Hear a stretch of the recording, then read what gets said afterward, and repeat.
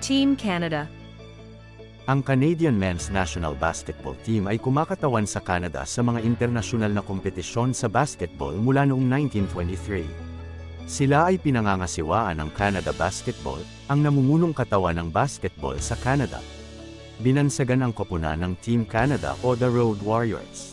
Sumali sa FIBA noong 1936, kasalukuyang nasa 15th sa ranking. Ang kredito ay ibinigay sa Canada bilang inbentor ng larong basketball. Ngunit sa katotohanan, hindi pa sila nanalo ng gintong medalya sa Olympic at World Championship. Tanging ang gintong kanilang natamo ay noong 1983 World University Games na idinaos sa kanilang teritoryo sa Edmonton, Alberta. Bagamat ang Canada ang pinakamaraming players na nakapaglaro at ang iba ay kasalukuyang naglalaro sa NBA, medyo matamlay ang kanilang kampanya pagdating sa international na kompetisyon.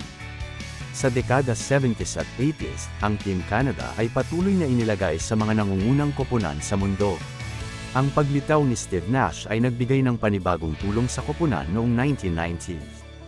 Gayunpaman, ang magagandang pagtatanghal ay naging mas kakaunti nang siya ay nagretiro. Maraming dinaan ang pagyukod ang Team Canada sa international na kompetisyon. Ang naabot lamang nila na pinakamataas na pwesto sa FIBA World Cup ay pang-anim noong 1978 sa Maynila at 1982 sa Colombia.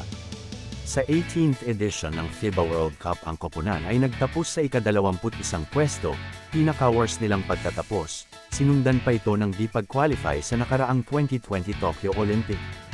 Pagkatapos ng maraming mga pag-urong sa paglalaro sa torneo, ipinakilala ng Canada Basketball ang konsepto ng Summer Core, na binubuo ng 14 na manlalaro na handang mangako na kumatawan sa Canada sa tatlong magkakasunod na summers.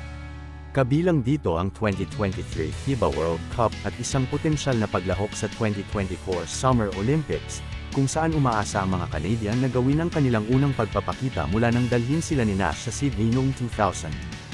Sa kanilang pag-iral nakapagtala sila ng isang silver sa Olympic 1936, 14 na appearance FIBA World Cup, 2 silver, 4 na bronze sa FIBA AmeriCup. Ngayong FIBA World Cup 2023, ang Team Canada ay nasa Group H kasama ng France, Latvia at Lebanon. Bitbit niya ang 7 NBA players na sina Luguentz Dort, Nickeil Alexander-Walker, Shai Gilgeous-Alexander, Dwight Powell, Kelly Olynyk, Dillon Brooks, at RJ Barrett. Thank you for watching. Subscribe, like and share.